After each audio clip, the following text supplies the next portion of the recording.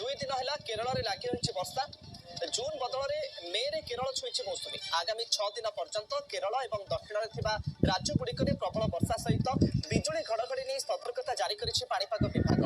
गत 2001 और 2009 मे 23 तारिख में केरल छुई मौसुमी प्रायतः जून 1 तारिख में केरल में पहुंची तौल आसी मौसुमी एपटे राज्यर विभिन्न स्थान में पाणीपाग बदली।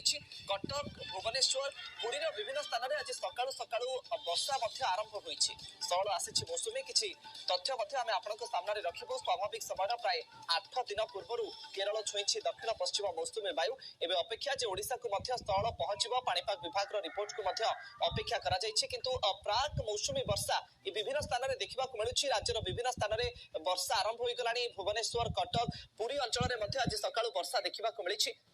आगामी 6 दिन पर्यंत केरल और दक्षिण में राज्यगुड़िक प्रबल वर्षा सहित बिजुली घड़घड़ी नहीं सतर्कता जारी करिछि पाणीपाग विभाग। किछि तथ्य आसंतु नजर पकाइबा। स्थल आसिला मौसुमी 16 वर्ष पर स्थल आसिछि मौसुमी। गत 5 वर्ष मे 28 पूर्व केबे भी दक्षिण पश्चिम मौसुमी वायु छुई नथिला केरल। 2009 मे 23 तारिख में केरल छुई। गत वर्ष मे 30 तारिख में केरल छुई दक्षिण पश्चिम मौसुमी वायु। एथर संभाव्य तारीख पूर्व पाखापाखि 8 दिन पूर्व केरल छुई मौसुमी जून 1 तारिख में पहुंचा नहीं पूर्व आकलन करा भारतीय पाणीपाग विभाग पक्षर।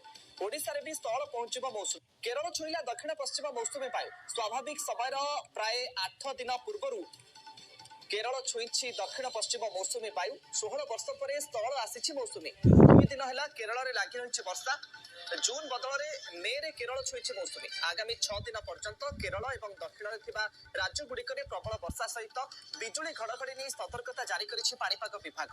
गत 2001 और 2009 मे 23 तारिख में केरल छुई मौसुमी प्रायतः जून 1 तारिख में केरल में पहुंची थाए मौसुमी। एवं 16 वर्ष में प्रथम थर पर स्थल आसी मौसुमी। एपटे राज्यर विभिन्न स्थान में पाणीपाग बदली। कटक भुवनेश्वर पुरी विभिन्न स्थान में आज सकाळु सकाळु वर्षा आरंभ होईछि। स्थल आसी मौसुमी किछि तथ्य आम आपण सामने रखिबु। स्वाभाविक समय प्राय 8 दिन पूर्व केरल छुई दक्षिण पश्चिम मौसुमी वायु एवं अपेक्षा जे ओडिशा को स्थल पहुंचब पाणीपाग विभाग रिपोर्ट को अपेक्षा करा जायछि। किंतु प्राक मौसुमी वर्षा विभिन्न स्थान में देखा मिलूँ। राज्यर विभिन्न स्थान में वर्षा आरंभ हो गलानी। भुवनेश्वर कटक पुरी अंचल में आज सकाळु वर्षा देखा मिली। आगामी 6 दिन पर्यंत केरल और दक्षिण में राज्यगुड़िक प्रबल वर्षा सहित बिजुली घड़घड़ी नहीं सतर्कता जारी करिछि पाणीपाग विभाग। किछि तथ्य आसंतु नजर पकाइबा। स्थल आसिला मौसुमी 16 वर्ष पर स्थल आसिछि मौसुमी।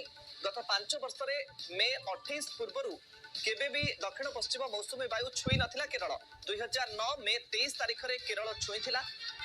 गत वर्ष मे 30 तारिख में केरल छुई दक्षिण पश्चिम मौसुमी वायु। एथर संभाव्य तारीख पूर्व पाखापाखि 8 दिन पूर्व केरल छुई मौसुमी जून 1 तारिख में पहुंचा नहीं पूर्व आकलन करा भारतीय पाणीपाग विभाग।